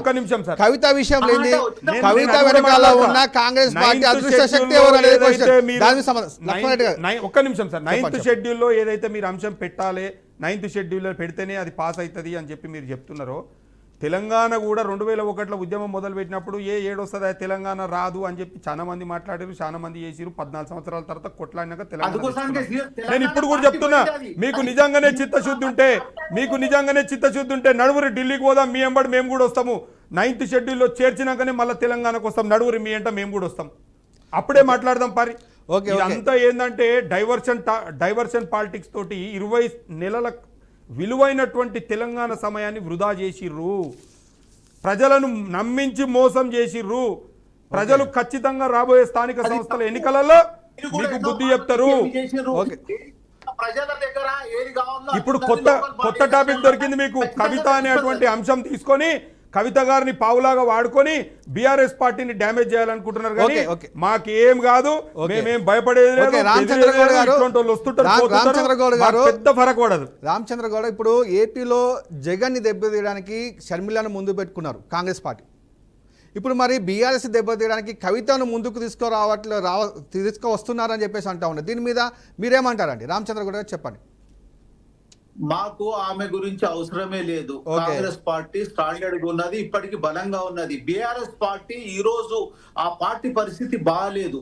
ఎంపీ ఎలక్షన్లలో 0 వచ్చింది. ఈ లోకల్ బాడీ ఎలక్షన్లలో ఏ రకంగా ఉంటుందో చూడండి.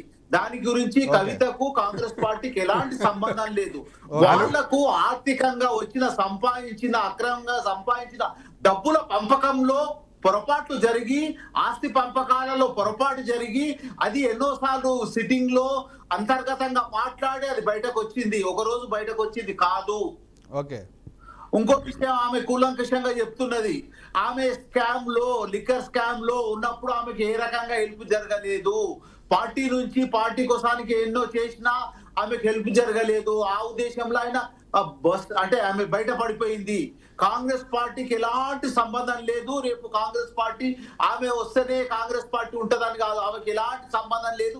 ఆల్రెడీ బీఆర్ఎస్ పార్టీ అనేది ఈ రోజు స్థానికంగా చూస్తే నాయకులను ఎక్కడ చూసినా ఎమ్మెల్యేలు ఎంపీలది ఎన్నో స్కామ్స్ ఉన్నాయి. ఆ స్కామ్స్ అన్ని బయటకు వస్తే ఆ పార్టీ పరిస్థితి మనుగడ ఉండడమే కష్టం. మేము కోరుకునేది ఏంటంటే ఇప్పుడు కాంగ్రెస్ పార్టీ ఎనగంటి రాజనేత గారు ఒక్క నిమిషం ఎనగంటి రాజనేత గారు బీజేపీ నాయకులు మాట్లాడడానికి ఫింగర్ రేజ్ చేశారు. రాజనేత గారు ఏదైతే ఇప్పటి వరకు మీరు చెప్పారో, ఏదైతే కవిత బయటకు వచ్చేసి ఎవరికి ఏ నష్టం లేదని చెప్పి అంటా ఉన్నారు. మరి ఈ విషయంలో బీజేపీ స్టాండ్ ఎలా ఉండబోతుంది? కవిత ఒకవేళ బయటకు వచ్చి పార్టీ పెడితే కనుక ఏ విధంగా ఎఫెక్ట్ ఉండబోతుంది? బీజేపీకి ఏమైనా ఎఫెక్ట్ ఉండబోతా ఉందా, లేకపోతే బీఆర్ఎస్కి ఎక్కువ ఎఫెక్ట్ ఉండబోతా ఉందా? రాజనేత గారు చెప్పండి. ఒక్కటండి, ఇప్పుడు ఆమె పార్టీ పెడుతుందా లేకపోతే వేరే పార్టీలో జాయిన్ అవుతుందా, ఆమెకు అది అంతర్గత విషయం, వ్యక్తిగత విషయం. కానీ ఈ రోజు ఆమె వల్ల అయితే తెలంగాణ రాష్ట్రానికి ఒరిగేది ఏమీ లేదు. గతంలో మనం చూసినాం, ఒక ఆమె షర్మిల అని ఉండే, ఆమె కూడా ఇట్లనే బయటకు వచ్చి పార్టీ పెడతా అని చెప్పి అది అని చెప్పి ఇది అని చెప్పి చివరికి కాంగ్రెస్ పార్టీలోకి పోయింది. అప్పుడు తెలిసింది ఏందంటే ఆమె రేవంత్ రెడ్డి వదిలిన బాణం అని అప్పుడే అర్థమైంది. ఓకే, మరి ఇప్పుడు ఈమె కూడా ఎవరు వదిలిన బాణము మనకు త్వరలోనే తెలుస్తుంది. అయితే ఒక విషయం ఈ సందర్భంగా ఏం చెప్పదలుచుకున్నానంటే, కాంగ్రెస్ పార్టీ బీసీల పట్ల వ్యవహరిస్తున్నటువంటి శైలి చాలా దారుణంగా ఉంది. దీనికి సంబంధించి ఒక చిన్న ఉదాహరణ చెప్తాను. పెద్దలందరూ కూడా కొంచెం నాకు యువకునికి అవకాశం ఇవ్వండి. చెప్పండి. అయితే వెనకటికి గతంలో ఒక రాజ్యాన్ని పరిపాలన చేసేటువంటి ఒక రాజు ఉండేవాడంట. ఆ రాజు దగ్గర ఒక మంత్రి ఉండేవాడు. అయితే ఆ రాజ్యంలో కరువు కాటకాలు వచ్చి తర్వాత నానా దుర్భర పరిస్థితి ఉండేదంట. ఆ దొంగలు బీభత్సాలు సృష్టించేదంట. పండించినటువంటి పంటలను కూడా మొత్తం కూడా ఎత్తుకొని పోయేదంట. కానీ ఈ ఒక రోజు సమావేశాన్ని ఏర్పాటు చేసినట్టు క్రమంలో మంత్రిని పిలిచి అడిగినంట, అయ్యా ఎట్లుంది మన రాజ్యంలో పరిపాలన అంటే, మంత్రి ఏదో వ్యక్తిగతంగా ఆయన లాభపడడం కోసం ఆలోచన చేసి, అయ్యా రాజుగారు అద్భుతంగా ఉంది మన పరిపాలన, ఈ ఎక్కడ చూసినా పక్క రాజ్యాలలో చుట్టుపక్కల ఎక్కడ చూసినా కూడా మనలాంటి అద్భుతమైనటువంటి పరిపాలన ఎక్కడ లేదని నానా అబద్ధాలు చెప్పి ఆయన దగ్గర మార్కులు కొట్టేసిందట. అయితే ఆ రోజు అయిపోయిన తర్వాత మళ్ళీ నెక్స్ట్ డే ఆ రోజు రాజుగారు మంత్రికి చెప్తాడంట, నేను నా పరిపాలన అద్భుతంగా ఉందని చెప్పినందుకు నేను నీకు ఏదో ఒకటి చేస్తా అని చెప్పేసి చెప్తాడంట. మళ్ళా నెక్స్ట్ డే కూడా ఏదైతే సమావేశం ఏర్పాటు చేస్తారో ఆ సమావేశంలో మంత్రి గారికి వజ్రాలు వైడూర్యాలు ఇవ్వండి, తర్వాత ఏవి కావాలంటే అవి ఇచ్చేసేయండి అని చెప్తాడంట. కానీ తర్వాత చూస్తే ఏవి కూడా ఇయ్యడంట.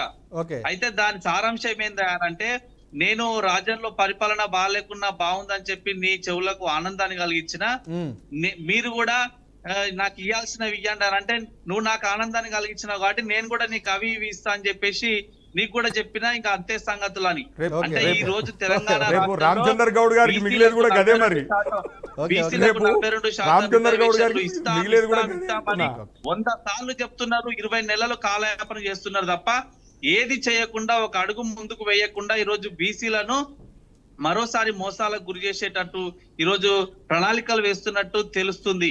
ఈ రోజు బీసీలను పద్మ వ్యూహంలో పడేసి రాజకీయంగా ఒక డ్రామాను క్రియేట్ చేసి స్థానిక సంస్థల్లో ఎన్నికల్లో వీళ్ళు లబ్ధి పొందాలనేటువంటి ప్రయత్నం చేస్తున్నారు. కానీ తప్పకుండా మాలాంటి తెలంగాణ ఉద్యమకారులు ఎట్లయితే తెగించి తెలంగాణ రాష్ట్రం కోసం కొట్లాడినామో, జీవితాలను త్యాగం చేసినామో, మళ్ళీ ఇప్పుడు జరుగుతున్నటువంటి అన్యాయాల మీద 10 సంవత్సరాలు కేసీఆర్ మీద కొట్లాడినాం. మళ్ళా ఇప్పుడు కూడా కాంగ్రెస్ పార్టీ వచ్చిన తర్వాత కూడా మళ్ళీ బీసీలను గత 20 నెలల నుంచి కొట్లాడుతున్నాం. అంటే ఈ రోజు బీసీలను మొత్తం కూడా ఈ రోజు కేవలం పోరాటాలు చేసేటట్టుగా, కేవలం కొట్లాడేటట్టుగా మాత్రమే ఉంచుతున్నారు తప్ప వాళ్ళకి రావాల్సినటువంటి నిధులు గాని, వాళ్ళకి రావాల్సినటువంటి రాజకీయ వాటా గాని ఎక్కడ కూడా రాకుండా ఈ రోజు కాంగ్రెస్ పార్టీ అడ్డుకుంటుంది. గతంలో కూడా టీఆర్ఎస్ పార్టీ ఈ రకంగానే చేస్తే వాళ్ళని ఎన్నికల్లో వీపులు విమానం మూత మోగించారు. కాబట్టి ఈ రోజు తెలంగాణ రాష్ట్రంలో 50% పైగా ఉన్నటువంటి బీసీలకు రావాల్సినటువంటి వాటా అటు ఆర్థికంగా గాని, ఉద్యోగాల పరంగా గాని, ఇటు నిధుల పరంగా గాని, రాజకీయంగా గాని ఏ రకంగా అయినా కూడా రావాల్సినటువంటి వాటా ఈ రోజు కాంగ్రెస్ పార్టీ ఇవ్వాలనేటువంటి సుముఖత లేదు అనిపిస్తుంది. రాజనేత గారు సమయం మించిపోతా ఉంది కాబట్టి బండారు రామ్మోహన్ గారు చివరిగా ఒక్క మాట చెప్తా. ఒక్కటే మాట, ఈరోజు చీఫ్ మినిస్టర్ తెలంగాణ రాష్ట్రానికి ఉన్నటువంటి రేవంత్ రెడ్డి గారిని మేమేమనుకుంటున్నాం అంటే, ఆయన చీఫ్ మినిస్టర్ కాదు, సీఎం అంటే కన్ఫ్యూజింగ్ మినిస్టర్ గా ఈ రోజు మేము అనుకుంటున్నాం సార్. ఓకే అయితే సమయం మించిపోతుంది కాబట్టి చివరిగా బండారు రామ్మోహన్ గారు విశ్లేషకులు ఏదైతే కవిత విషయం లోపల రేపు ఏం జరగబోతా ఉంది, కవిత అనే ఎపిసోడ్ ఏదైతే ఉందో తెలంగాణ రాష్ట్రంలో ఇప్పుడున్నటువంటి పొలిటికల్ లోపల కూడా చక్కర్లు కొడుతూ ఉంది. ఆమె ఏం తీసుకోబోతా ఉంది, ఆమె ఆలోచన ఏ విధంగా ఉంది, ఏ విధంగా పార్టీ పెట్టబోతా ఉందా, ఏం చేస్తూ ఉందని చెప్పేసి మీ యొక్క విశ్లేషణ కంక్లూడ్గా చెప్పండి సార్. ప్రసన్న పక్కదారి బట్టి చర్చ కానీ, లేకపోతే విషయం చాలా వివరంగా చెప్పాల్సి ఉండే. ఇంతకుముందు లక్ష్మీనరసింహరెడ్డి గారు అన్న అంశాలు కూడా ఉన్నాయి. ఎందుకంటే మన ఎరువుల కొరత వీటి గురించి కూడా ఒక సమస్యనేమో ప్రజలకు వేరే ఉన్నది. ప్రజల సమస్య ఇది కాదంటున్నా. కవిత ఉన్నదా పోదా ప్రజల సమస్య కాదు, ఇది వాళ్ళ పార్టీల సమస్య. ఒక సూచన చేయదలుచుకున్నాను. మొట్టమొదటి ఏమో ఆమెనే రేవంత్ రెడ్డి నాకు వ్యతిరేకము, ఇదంతా చేస్తున్నది రేవంత్ రెడ్డి అని చెప్పి ఆమెనే బయట పెట్టింది కదా పార్టీ కంటే ముందు. కనుక రేవంత్ రెడ్డి గారికి ప్రసక్తే లేదు, ఖచ్చితంగా వాళ్ళకి సంబంధం ఉండదు అంటున్నాను నేను. వీళ్ళ అంతర్గత పోరాటం మాత్రమే జరుగుతున్నది. అంతర్గత పోరులో నేను ఒక మాట చెప్తున్నా ఏంటంటే, బీఆర్ఎస్ మిత్రులకు కూడా మీరు అనవసరంగా కవిత గారి ఫోటోలు తగలబెట్టడం, మన దిష్టి బొమ్మ తగలబెట్టడం ఇట్లాంటివి మంచిది కాదు. నిన్నటిదాకా మంచిగా మీ పార్టీలో ఉంటుంది కదా, అంటే మీ పార్టీలో ఉన్నామని ఇవాళ కేవలం సస్పెండ్ చేయగానే మీరు ఇట్లా చేయడం వల్ల మీకు మర్యాద తప్పుతుంది, మీకే నష్టం అనుకుంటా. అట్లాగే ఆమెను కూడా హెచ్చరిస్తున్నా. ఆమె కూడా ఇప్పుడు వాడేవాడు వీడేవాడు తెలంగాణకు అంటేవాడు అని చెప్పి తిట్టేది ఎవరిని తిడుతున్నారు? మీ నాన్నను మీ పరిశ్రమను తిట్టుకుంటారు కదా మీరే. అది కరెక్ట్ కాదంటున్నాను. ఇప్పుడు వాళ్ళ పోరులో ఒక మాట చెప్తాను ప్రసన్న. పిల్లగాడు తప్పు చేసి వస్తానట, మావాడు మంచోడే గాని మన స్నేహితులు జడగొడుతున్నా అంటారట. ఇప్పుడు బీఆర్ఎస్ పరిస్థితి అట్లే ఉంది. ఇప్పుడు కవిత చేసే పనికి కవిత చేసే పని కవిత బుర్రలో పుట్టిన బుద్ధి అంతే తప్ప నాకు కాంగ్రెస్ వాళ్ళు చెప్పి బీజేపీ చెప్తే నా పని చేయదు కదా. ఖచ్చితంగా బీజేపీకి పోదు, ఆమె బీజేపీ వ్యతిరేకంగా మాట్లాడింది, కాంగ్రెస్ వ్యతిరేకంగా కూడా నిన్ననే మాట్లాడింది కదా. నిన్న ప్రెస్ మీట్ లో ఏం మాట్లాడింది, రేవంత్ రెడ్డి తప్పు చేస్తుండే, రేవంత్ రెడ్డి తప్పు అని అంటుంది కదా ఆమె. ఇద్దరిని తప్పు పట్టిన ఆమెనైతే వీళ్ళిద్దరు చేర్చుకోరు కదా. చేర్చుకుంటే వేరు. లక్ష్మణ్ గారు ఒక మాట అన్నారు, పూర్తిగా వాషింగ్ పౌడర్ నిర్మా అని బీజేపీలు చేర్చుకుంటారేమో అంటుంది. కరెక్ట్, సీఎం రమేష్ వీళ్ళందరూ చూస్తే చేర్చుకున్నారు, నిజమే కాదంటలేదు. కానీ రేపటి భవిష్యత్తు ఒకటి అంటున్నాను నేను, ఆమె కొత్త పార్టీ పెడుతుంది అని అనుకుంటున్నాము. పెడితే మాత్రం జాగృతి అనే పేరు పెడితే బీజేఎస్ అవుతుంది, బీజేఎస్ అయితే మన టీజేఎస్ అవుతుంది. తెలంగాణ జనసమితి ఒకటి ఉన్నది పార్టీ, సిమిలర్ పార్టీకి అట్లా ఇవ్వదు. ఒకటి బహుజన మన తెలంగాణ బహుజన రాష్ట్ర సమితి అంటారంటున్నారు కనుక టీబీఎస్ మన టీఆర్ఎస్ అవుతుంది కనుక అది కూడా ఇవ్వను. ఎందుకంటే బహుజన రాష్ట్ర సమితి అంటే బీఆర్ఎస్ ఉంటుంది కదా, బీఆర్ఎస్ పేరు మీద ఆల్రెడీ. కనుక పార్టీ ఏదైనా పెట్టదలుచుకుంటే కొంచెం ఆలోచన చేస్తాను అనుకుంటున్నాను. కానీ ఇప్పటికే ఆమె రూట్ అయితే ఈ మూడు పార్టీలకు దూరంగా ఉంటుందని నేను అనుకుంటున్నాను. ఎవరు చేర్చుకోరు, బీజేపీ కూడా చేర్చుకోరు, ఎందుకంటే కేసు పెట్టి లిక్కర్ కేసులో ఉన్న చేర్చుకోరు, ఇటు కాంగ్రెస్ వాళ్ళు అస్సలు చేర్చుకోరు. దానివల్ల నాకు వచ్చే లాభం కూడా కాంగ్రెస్ పార్టీకి లేదనుకుంటున్నాను. ఏమున్నా ఇక ముందు ఏమైనా నష్టం చేస్తే బీజేపీ బీఆర్ఎస్ కంటే బీజేపీ కాంగ్రెస్ కంటే బీఆర్ఎస్ కి ఎక్కువ నష్టం చేస్తా అంటున్నాను. అంటే రేపటి నుంచి వాయిస్ పెంచుతుందేమో అనుకుంటున్నా. దానివల్ల మరింత డిఫెన్స్ లో బీఆర్ఎస్ పార్టీ చర్య మాత్రం వాళ్ళ ఆత్మహత్య సదృశమైంది. హత్యలు ఉండవు. రామ్మోహన్ గారు ఏదైతే ఈ డిబేట్ లో పార్టిసిపేట్ చేసినటువంటి లక్ష్మీ నరసింహారెడ్డి గారు, బీఆర్ఎస్ నాయకులు, అదేవిధంగా సర్పంచుల ఫోరం రాష్ట్ర అధ్యక్షులు, అదేవిధంగా పల్లె రామచంద్రగౌడ్ గారు టీపీసీసీ అధికార ప్రతినిధి, వారికి ఎనగంటి రాజు నేత బీజేపీ అధికార ప్రతినిధి బండారు రామ్మోహన్ గారు, ఆ ప్రముఖ విశ్లేషకులు అందరూ కూడా ధన్యవాదాలు తెలుపుతూ, ఏదైతే కవిత ఇష్యూ మనం ఏదైతే డిబేట్ చేశామో, కల్వకుంట్ల కవిత, ఎమ్మెల్సీ కవిత, మాజీ సీఎం కేసీఆర్ కూతురు, తను రేపు ఏం చేయబోతా ఉంది, ప్రెస్ మీట్లో ఏం చెప్పబోతా ఉంది, తన ఆలోచనలు ఏ విధంగా ఉన్నాయి, కొత్త పార్టీ పెట్టబోతా ఉందా, లేకపోతే ఏదో ఇతర పార్టీలో చేరబోతా ఉందా, లేకపోతే ఆ స్వచ్ఛంద సంస్థ అయినటువంటి ఆమె ఏదైతే ఉందో దాన్ని నిర్వహిస్తబోతా ఉందా అనేది వేచి చూద్దాం. ఏది ఏమైనప్పటికీ ఒక మహిళ ఉండి మహిళ బయటికి వచ్చి తను రాజకీయాల్లో తనంతట తాను ప్రూవ్ చేసుకోవాలని చెప్పేసి చూస్తున్నట్టు మనకు తెలుస్తూ ఉంది. తన యొక్క అస్తిత్వాన్ని నిరూపించుకోవడానికి తన ఒక అడుగు ముందుకేసినట్టు మనం భావిస్తూ ఇంతటితో డిబేట్ ముగిస్తూ ఉన్నాం. రేపు మరి ఒక సమస్యతోటి మీ ముందుకు వస్తాం. Keep watching BRK news.